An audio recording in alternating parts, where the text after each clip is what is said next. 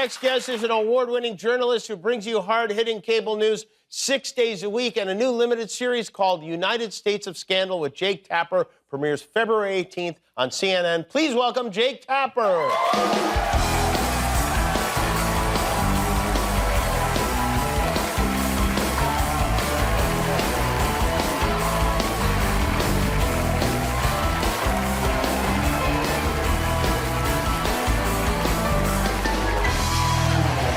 See you.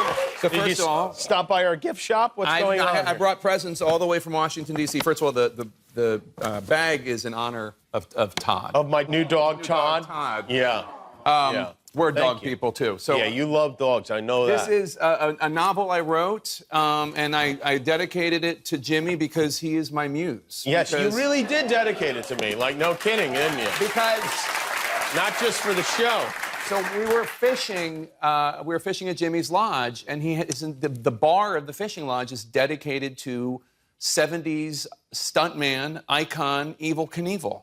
And I said, "Why? What is your obsession with Evel Knievel?" And you said that he was one of the most classic American characters, and that you knew I was writing a novel that was taking place in the '70s, and you said you should make him a character in the book. And he jumped the Snake River Canyon, right down the road, where the fishing lodge is. Yeah, you told me to watch Johnny Knoxville's documentary, and so Evel Knievel's a big character in the book. He is a big character in the book and in my young life also. What have you there? And then I bought you this. Oh, thank you. The Sun Cycle. Oh.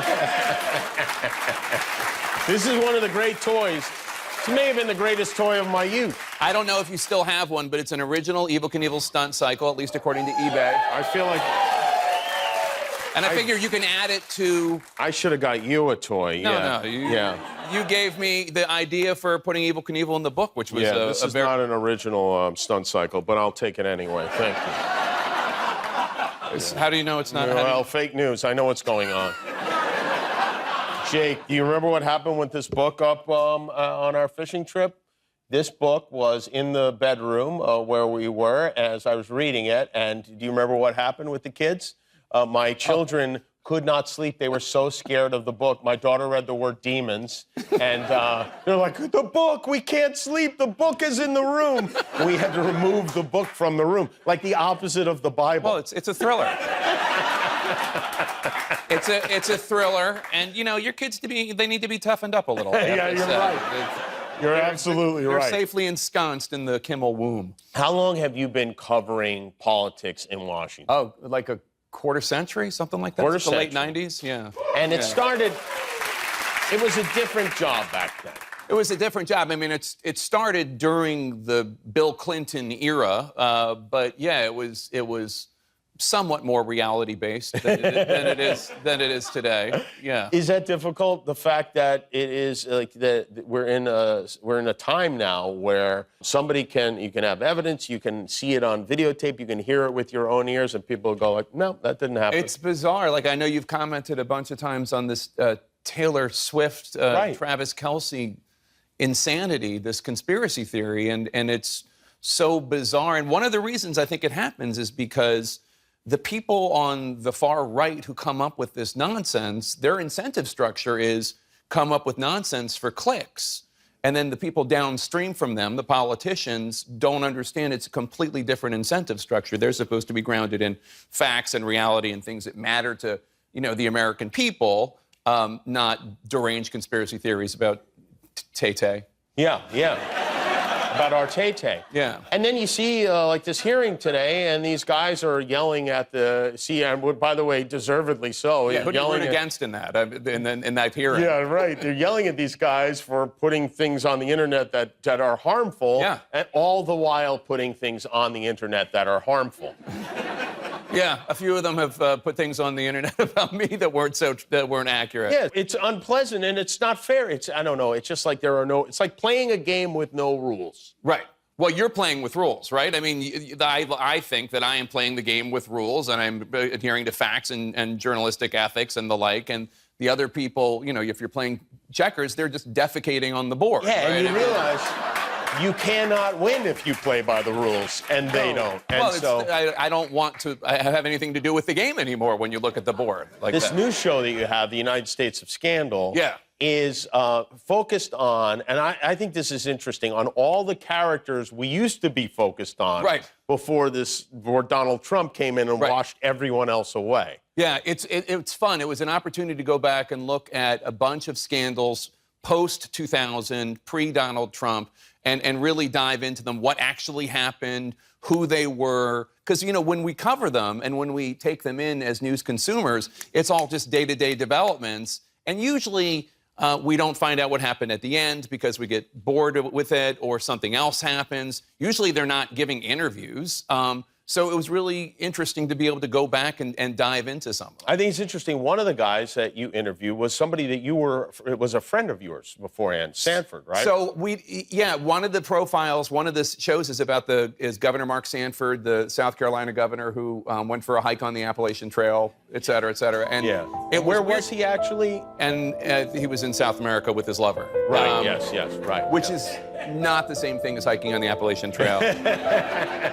I learned. But I knew him, and I had known him since 1999, 2000, and I'd known his then wife, Jenny, and their boys, Marshall, Landon, Bobo, and Blake. And, like, when this scandal erupted, I believed that he was hiking the Appalachian Trail. Well, sure, yeah, it's a weird lie. It's a very strange lie. I mean, even Bobo wouldn't believe something like that. Well, he's grown up now, and so that was kind of an education for me in believing the best in politicians. Because I knew him, and I didn't necessarily believe the best in him, but I didn't believe the worst. Certainly when they said he was hiking the Appalachian Trail, I didn't think, oh, so he has a lover in South America. It's awfully specific. Yeah. But or a really long hike. And we integrated my relationship to him in that episode because I felt like I needed to acknowledge that I was hoodwinked, and I kind of believed the best of him when I wasn't covering him, I was covering the White House at the time, but it was just a very out-of-body experience. And so the next time it happened to somebody else I knew, Congressman Anthony Weiner, I did not take his word for anything. Oh, wow. Interesting, and yeah, wisely so. Now, you had an interview with Rod Blagojevich. Yes, the former governor of Illinois. Very interesting character, the guy with the hair. He was, by the way, commuted Donald Trump. Yes. He was a Democrat. Yeah. But somehow Donald Trump got involved. He had been on Celebrity Apprentice. Oh, that's right. He had been on Celebrity Apprentice, so Donald Trump knew him, and his wife would go on Fox and talk to, I think then President Trump, and beg for a commutation or a pardon. And you know, he's not President Trump. Former President Trump's not a particularly complicated guy. Right. If you want to get on his good side, you praise him. That's it. And she did. That's the mystery. That's the key. Unlock the key. You don't have to go into Guillermo's mouth to get the key on that. So then you ask him. You say, "Hey, I'd like to talk to you." And so I said, you can tell us your story. Give us your side of the story. And you know, it's an opportunity for me to say, like, what were you thinking? Like, why? Because you remember, the thing was he had Obama's Senate seat. Obama won, became president. Now there's a Senate seat. The governor now can appoint somebody.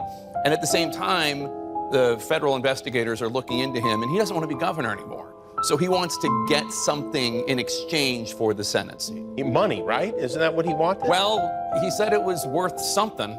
Yeah, he said it was worth something. So I got to... We have a clip here. Okay, cool. Knowing that they were looking at you, why did you talk about this stuff that way? Look, I had 2,896 days in prison to ask myself 1,000 questions, including that. Or you just say, like, this seat is very important and we want to make sure the best person gets it. And separately, I am thinking that I'd like to not be governor of Illinois anymore. Well said.